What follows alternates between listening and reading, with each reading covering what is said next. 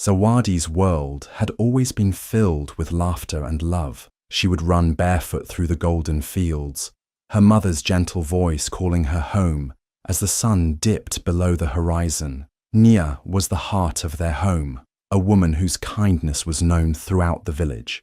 She would tell Zawadi stories of brave women and wise queens, planting dreams of strength and resilience in her young daughter's heart. Mtemi, her father, was a man of few words but a heart full of love. He worked tirelessly, ensuring his family never lacked anything. Their little home was modest but filled with warmth, and Zawadi felt safe in the arms of her mother. But happiness is fragile. One cold night, Nia fell ill. It started with a fever, then weakness took over her body. The village healers tried everything, but the sickness showed no mercy.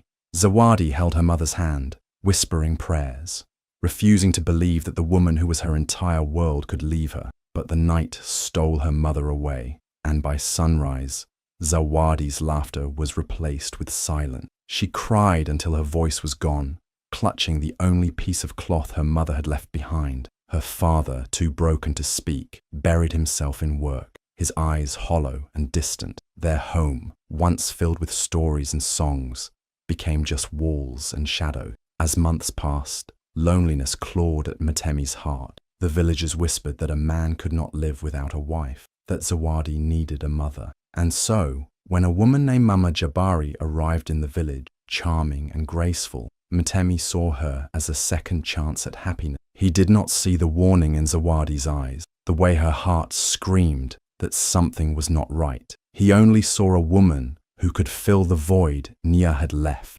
Within a year, Mama Jabari became the new wife of Mtemi and the new mother of Zawadi. But the moment the wedding ended, the mask of kindness slipped.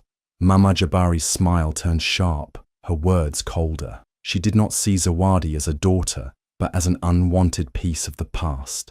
And slowly, bit by bit, she began to erase every trace of Nia from the house. The stories stopped, the songs faded, and Zawadi's world, already broken, began to crumble even more. When Mama Jabari first arrived, the village was in awe of her beauty and grace. She carried herself like a queen, with smooth, practiced smiles, and a voice that dripped with sweetness. She spoke kindly to the elders, helped the women fetch water, and even gifted small trinkets to the children. The village believed Mtemi had been blessed with a good woman, someone who would fill the void left by Nia's passing. But behind her charming eyes was a heart filled with jealousy and deceit. The moment she stepped inside Mtemi's home, everything changed. The warmth that once lived in those walls began to fade. She watched Zawadi carefully, studying her like a hunter watching prey. The little girl's face was a painful reminder of Nia. Her delicate features, her kind eyes, the way she carried herself with quiet grace. And worst of all, Mtemi still looked at his daughter with love, still spoke of Nia with sadness in his voice. That was unacceptable to Mama Jabari. She had not married a widower only to compete with the ghost of his past. At first, her cruelty was subtle. She would accidentally spill Zawadi's food, leaving her hungry. She would give her the smallest portions and say, "A child must not eat more than they deserve." When Mtemi was around, she acted like a doting mother, smoothing Zawadi's hair and calling her, "my sweet girl." But when he left, her fingers would tighten around the girl's arm, her voice dropping to a whisper, "You are nothing in this house." Slowly, she began planting seeds of doubt in Mtemi's mind. She sighed whenever Zawadi entered the room, shaking her head as if burdened by some terrible secret. When Mtemi asked what was wrong, she would hesitate, then say, "I do not wish to speak against your daughter, but she is difficult. She refuses to listen. She disrespects me." At first, Mtemi dismissed it, but the whispers continued. "She looks at me with hatred, my love. She does not accept me as her mother. I fear she has inherited her mother's stubbornness." Zawadi noticed the change in her father. His once gentle voice became sharper when he spoke to her. His eyes, which used to hold warmth, now carried doubt. He no longer asked if she had eaten. He no longer noticed when her clothes grew thin or when she shivered at night. Mama Jabari's poison was working. She was pulling Mtemi further and further away, wrapping him in her web of lies. The villagers did not see this side of her. To them, she was still the kind and caring wife. She still smiled at the marketplace, still helped the women with their chores, still laughed at the men's jokes. But inside the house, she ruled like a tyrant, and no one suffered more than Zawadi. One evening, as Zawadi sat outside under the moonlight, tracing patterns in the dirt with her fingers, Mama Jabari approached her. She crouched beside her, her nails digging into the girl's wrist. "Your father will forget you," she whispered, her breath warm against Zawadi's ear. "I will make sure of it." And as the days turned into weeks, Zawadi felt her mother's presence slipping away, her father's love fading, and the walls of her home closing in like a prison. Zawadi's life turned into a never-ending nightmare. From the moment she opened her eyes in the morning until she collapsed from exhaustion at night, there was no peace. Mama Jabari had made it clear. Zawadi was nothing more than a servant in her own home. The chores never ended. She fetched water from the well before the sun rose, swept the entire house, cooked meals she was never allowed to eat properly, and washed clothes until her fingers bled. Meanwhile, Ayo, Mama Jabari's daughter, lived like a princess. She wore the finest clothes, ate the best food, and spent her days playing while Zawadi worked. The worst part was the hunger. Zawadi was always given the smallest portion of food, sometimes just scraps left after Mama Jabari and Ayo had eaten. If she dared ask for more, Mama Jabari would glare at her with cold eyes and say, "A girl who does not work hard does not deserve to eat." There were nights when her stomach ached so badly that she bit down on her own fingers just to distract herself from the pain. Her bed was nothing more than a thin mat on the cold, hard floor. She shivered through the nights, curling into herself for warmth. If she made even the smallest noise, Mama Jabari would wake up and storm into the room, yanking Zawadi's ear so hard that tears filled her eyes. "Do not disturb my sleep, useless girl," she would hiss before leaving her in the darkness. But the real horror came when Mtemi was away. With no one to pretend for, Mama Jabari dropped all pretense of being a good stepmother. She would slap Zawadi for no reason, yank her by the hair if she was too slow, and sometimes, just to remind her of her place, she would lock her outside at night. On those nights, Zawadi sat curled up against the door, her small body trembling from fear and cold. The sounds of the wild animals in the distance terrified her, but nothing was more frightening than the thought that her father would never know what was happening to her. The villagers saw glimpses of Zawadi's suffering. They saw how thin she had become, how her once bright eyes were now dull and lifeless. They saw the bruises on her arms, the way she flinched when someone raised their hand too quickly. But Mama Jabari was clever. She always had an explanation. "She is clumsy," she would say, shaking her head in fake disappointment. "She does not listen. She falls. She hurts herself." And because no one wanted to question the wife of Mtemi, they believed her. Zawadi wanted to scream, to tell them the truth, to beg someone, anyone, to save her. But she knew no one would. Mama Jabari had made sure of that. So she swallowed her pain, hid her tears, and continued to suffer in silence. Despite all the suffering, Zawadi grew into a young girl whose beauty and intelligence could not be hidden. She was no longer the small, helpless child Mama Jabari had once controlled so easily. Even in the midst of her struggles, there was something about her that shined. Her kindness, her strength, her resilience. She still carried the warmth of her mother in her heart.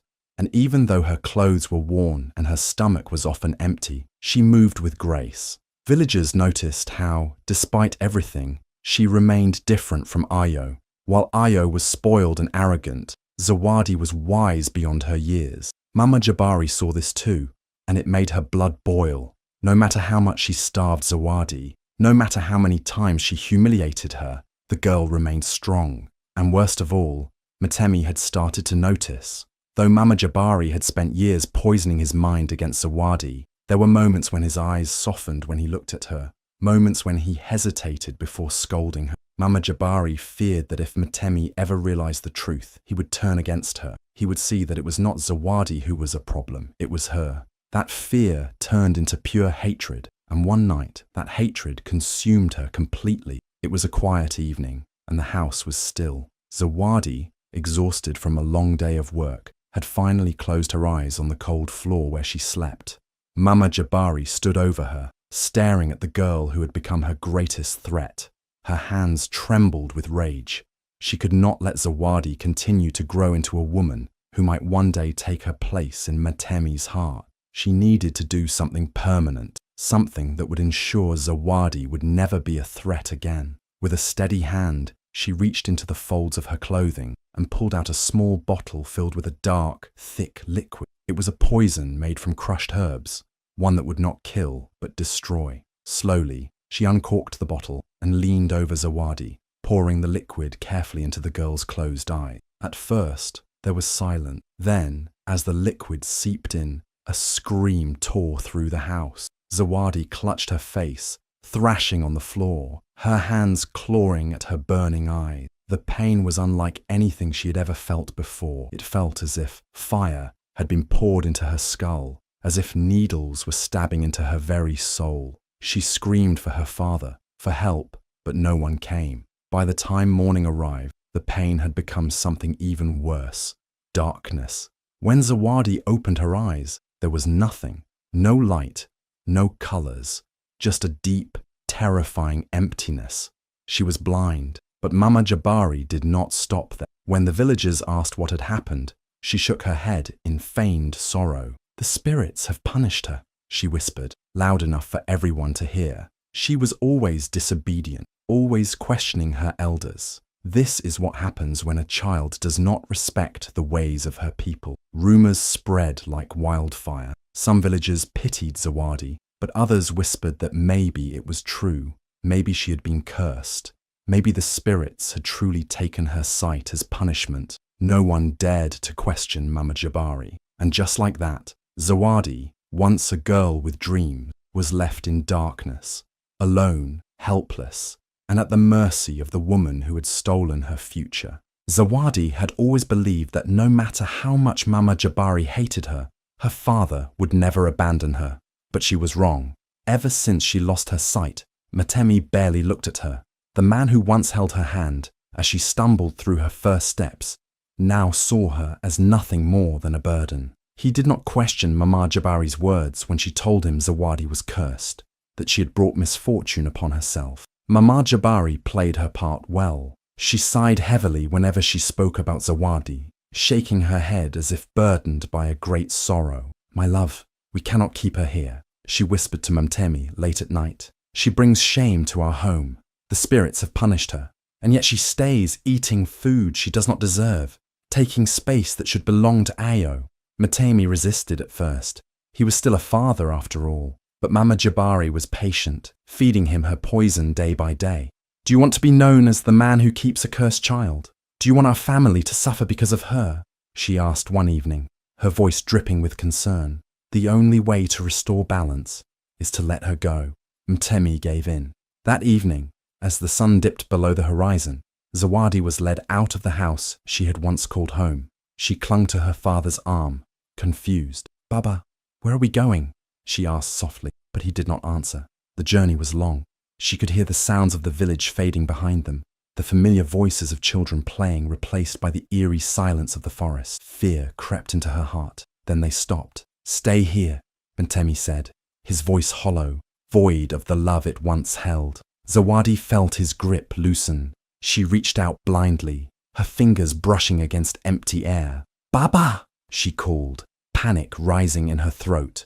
But there was no reply, only the sound of footsteps retreating, fading into the distance. She was alone. At first, she refused to believe it. Maybe it was a test. Maybe if she waited long enough, he would return. But as the minutes turned to hours, the truth settled in like a heavy weight on her chest. She had been abandoned. The forest was alive with unfamiliar sounds, the rustling of leaves, the distant howl of animals, the croaking of frogs near the riverbank. She shivered, hugging herself, the night air cold against her skin. Her stomach ached with hunger, her throat dry from crying. She screamed for help, but only the wind answered. Despair swallowed her whole. This was how she would die, alone, blind, and forgotten. She thought of her mother, of the warmth she used to bring. Would she be proud of the girl she had become? Would she weep for her if she knew how much she had suffered? Just as she was ready to surrender to the darkness, she heard something. Footsteps. Slow, careful, deliberate. Someone was coming. She held her breath, her heart pounding against her ribs. Was it her father, finally realizing his mistake? Or was it something far worse? The footsteps grew closer, slow but steady. Zawadi held her breath, fear gripping her chest. She had no way to run, no way to see who was approaching. Her heart pounded as she heard the soft rustle of fabric, the steady breathing of someone standing nearby. Then, a gentle voice broke through the silence. "Child, you are not alone." The voice was deep, warm, and filled with kindness, nothing like the cruel whispers of Mama Jabari. A wrinkled hand touched her shoulder, firm yet comforting. "You are safe now," the man said. His name was Baba Kamari, a wise old healer who lived deep in the mountains, far from the village.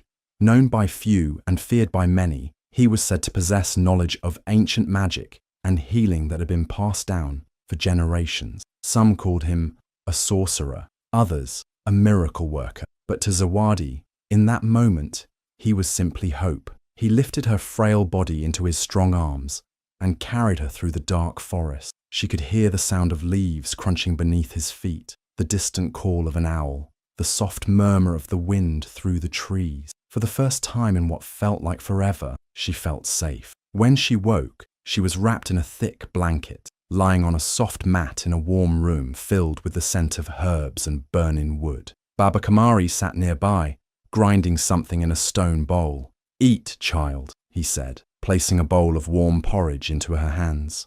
Zawadi hesitated. She had grown used to hunger, but the kindness in his voice made her trust him. She ate, her body grateful for the nourishment. Days passed, then weeks. Baba Kamari was not just a healer, he was a teacher. He taught Zawadi how to listen to the world in a way she never had before. "You do not need eyes to see," he told her. "The world speaks in many ways." He made her walk barefoot on different surfaces, grass, stone, mud, so she could recognize them by touch. He taught her to hear the difference between the rustling of trees and the movement of an animal. He showed her how to use her hands to read the shapes of objects, how to tell when someone was near just by sensing their warmth. Zawadi, once helpless, began to grow stronger. She no longer stumbled when she walked, no longer feared the darkness. She had learned to trust her other senses, to move with confidence. But Baba Kamari sensed something deeper. He had seen many illnesses in his life, but Zawadi's blindness was different. It was not the work of spirits, nor was it a natural disease. "Someone did this to you," he said one evening, as he crushed dried leaves into a fine powder. "A poison, not a curse, took your sight." Zawadi's hands clenched into fists. She had always known, deep inside, that Mama Jabari was behind it, but hearing it confirmed filled her with a new kind of fire. Baba Kamari worked tirelessly, mixing rare herbs, boiling roots, creating a remedy unlike any other. "It will take time," he warned, "but there is hope." For the first time since she had been abandoned, Zawadi felt something she thought had been lost forever: faith, not just in herself, but in the possibility of reclaiming what was stolen from her. Days turned into weeks, and weeks into months. Under Baba Kamari's care, Zawadi's body grew stronger, but so did her mind. Every evening, as the fire crackled in the dimly lit hut, he told her stories, tales of warriors who had risen from nothing, of wise leaders who had been betrayed but still found their way to greatness. These warriors, he would say, his voice deep and steady, did not let their suffering define them. They did not seek revenge, only justice. True strength is not in hatred, but in resilience. Zawadi listened intently, absorbing every word. She had spent so long believing she was weak, that she was nothing more than a helpless girl thrown away by her own family. But now, she began to see herself differently. She was not just a blind girl left to die. She was someone who had survived. As Baba Kamari treated her, he helped her understand more than just survive. The world is full of people like Mama Jabbar. He told her, they are ruled by fear, by greed, by jealousy. But do you know what defeats them? Zawadi shook her head. Truth, he said simply. Lies can last for years, but truth always finds a way to shine through. And then one morning, something miraculous happened. Zawadi woke up, as she did every day, feeling the warmth of the sun on her face. But this time, there was something different. Something there. A flicker, a shadow, a hint of light where there had been only darkness for so long.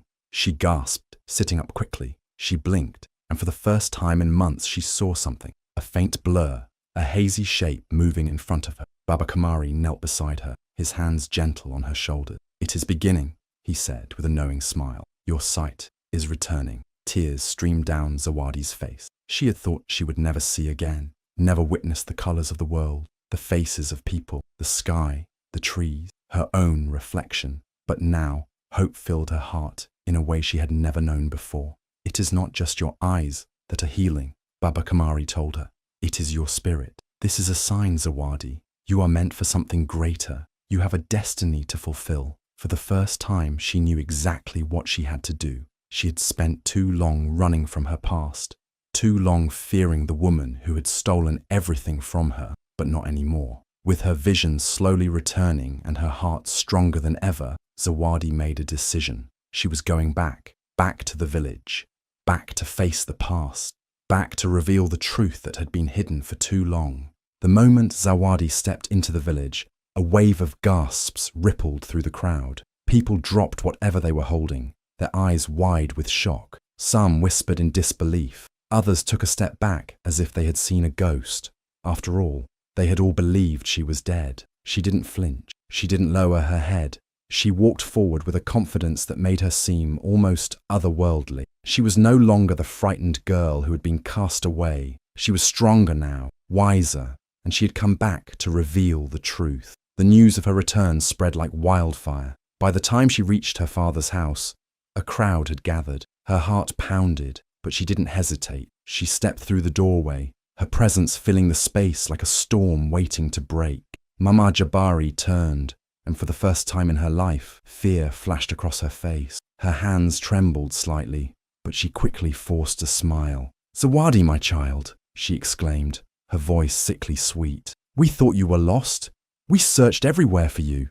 Zawadi didn't respond. She simply stared at her stepmother with piercing eyes, eyes that could finally see. Mama Jabari shifted uncomfortably. The weight of her lies pressed down on her, and she knew she was running out of time. Matemi stepped forward, his face unreadable. "Zawadi," he whispered, his voice laced with confusion and something else. Guilt. He had let her go. He had believed the lies. And now, here she was, standing in front of him, alive. Zawadi took a deep breath, then turned to the people outside. "You were all told that I was cursed," she said, her voice steady and strong. "You were told that the spirits took my sight as punishment, that I brought shame upon my family." Murmurs spread through the crowd. Some nodded, remembering the whispers that had spread through the village long ago. But it was all a lie. Zawadi's words cut through the air like a blade. "Mama Jabari poisoned me. She took my sight. She made my father believe I was worthless. And then she convinced him to abandon me in the forest like I was nothing." Gasps echoed through the crowd. Mama Jabari's face paled. "That is not true," she snapped, her voice higher now, desperate. "She was cursed. Then how am I standing here now?" Zawadi interrupted. Her voice was calm, but there was power in it. "How did I survive? How did my sight return?" The villagers exchanged glances. The fear in Mama Jabari's eyes told them everything they needed to know. Zawadi stepped closer, her gaze locked onto the woman who had tried to destroy her. "You did this to me," she said, her voice barely above a whisper, but somehow louder than any scream. "But you failed." Mama Jabari opened her mouth, but no words came out. The truth had already been spoken. There was nothing left for her to say. The weight of her deceit, her cruelty, had finally caught up to her. Zawadi turned to her father. His face was twisted with emotion, shame, regret, disbelief. He had let this happen. He had believed the lies. And now he could no longer deny the truth standing before him. The village, once silent, erupted into whispers and accusations. The truth had been unveiled. The woman who had hidden behind false smiles and lies was now exposed for who she truly was. The village fell into a stunned silence as Zawadi's words hung in the air. The people, who had once whispered behind her back, now looked between her and Mama Jabari with wide eyes. The weight of truth pressed down on them all, demanding to be acknowledged. One of the elders, a man named Babu Tembo, stepped forward, his wrinkled face stern. "These are serious accusations, child," he said, his deep voice carrying authority. "Do you have proof?" Before Zawadi could speak, a figure emerged from the crowd. Baba Kamari, his presence commanding yet calm, stepped beside her. "I am her proof," he said. His voice, though not loud, held an undeniable power. "I found her near death, abandoned in the forest. I treated the poison that stole her sight, and I listened as she pieced together the truth that had been hidden for too long." The villagers murmured among themselves. They had heard of Baba Kamari, the mysterious healer who lived in the mountain. Some feared him, others respected him, but no one had ever heard him lie. Then, one by one, others began stepping forward. A woman who once worked as a servant in Matemi's house spoke hesitantly. "I saw it too," she admitted. Mama Jabari treated Zawadi like a slave. She would strike her when no one was looking, give her scraps to eat while her own daughter had plenty. A neighbor, an elderly woman who lived next door, shook her head. "I heard the cries at night," she said. "I knew something was wrong. But Mama Jabari was clever. She never left proof." And then, the most unexpected voice of all, Ayo, Mama Jabari's own daughter. She hesitated at first, wringing her hands, unable to meet her mother's eyes. But then she took a deep breath and stepped forward. "It's true," she said in a small voice. "Mama hated Zawadi. She was always afraid that father would love her more than us. She said we had to get rid of her." The village gasped. Mama Jabari turned to Ayo, her face twisted in fury. "You ungrateful child!" she spat. But the damage was done. The truth was undeniable. It had spread like wildfire, burning away every lie Mama Jabari had carefully built over the years. Matemi, who had stood frozen, finally seemed to understand the weight of his actions. His legs gave out, and he collapsed onto his knees before Zawadi. His face was wet with tears, his voice shaking. "My daughter," he choked out. "I failed you. I let lies cloud my heart. I abandoned you when you needed me most. Please, please forgive me." Zawadi looked down at him, the man who had once been her protector, but had so easily believed the worst of her. Pain and anger swirled inside her, but so did something else. Pity. She had survived without him. She had found strength in her suffering, and now she had reclaimed her truth. Before she could respond, a sudden movement caught everyone's attention. Mama Jabari. Panic filled her eyes. She turned, trying to push through the crowd, desperate to flee before justice could catch her. But the villagers had seen enough. Strong hands grabbed her arms, stopping her in her tracks. "You will not escape this," Babu Tembo said coldly. "Justice will be served." Mama Jabari thrashed, but there was nowhere to run. The same people she had manipulated for years now stood against her. Her power was gone. Zawadi watched as the woman who had stolen so much from her was finally caught in her own web of lies. The village, once blinded by deception, had finally seen the truth. The village gathered under the ancient baobab tree, where judgments were made, where truth was honored. The elders, their faces carved with wisdom and years of experience, stood in a solemn circle. Mama Jabari, once so powerful in her deceit, now knelt in the dirt, trembling. She had spent years weaving lies, but the truth had finally unraveled her web. Babu Tembo, the eldest of the council, raised his hand for silence. "For your cruelty, your deception, and the harm you have brought upon an innocent child, you are no longer welcome here," he declared. His voice was steady, final. "You are banished from this village. You will walk away from these lands and never return." Gasps spread through the crowd. Banishment was the greatest punishment, worse than prison, worse than any beating. It meant becoming a ghost, a forgotten shadow. Mama Jabari's mouth opened, but no words came. She looked around desperately, searching for an ally, but found only hardened stares. Even Ayo turned her face away. She had no one left. The villagers stepped aside as Mama Jabari was forced to her feet. She stumbled forward, her once proud posture broken. With no choice left, she walked away, disappearing into the horizon. Zawadi watched her go, but there was no triumph in her heart. She had not returned for revenge. She had not come back to punish. She had only wanted to reclaim what was stolen from her, her life, her truth, and she had. Mtemi approached her, his face still etched with regret. "I cannot undo what I have done," he said, his voice raw with pain. "But if you let me, I will spend the rest of my life making it right." Zawadi looked at him, the father who had once adored her, then thrown her away.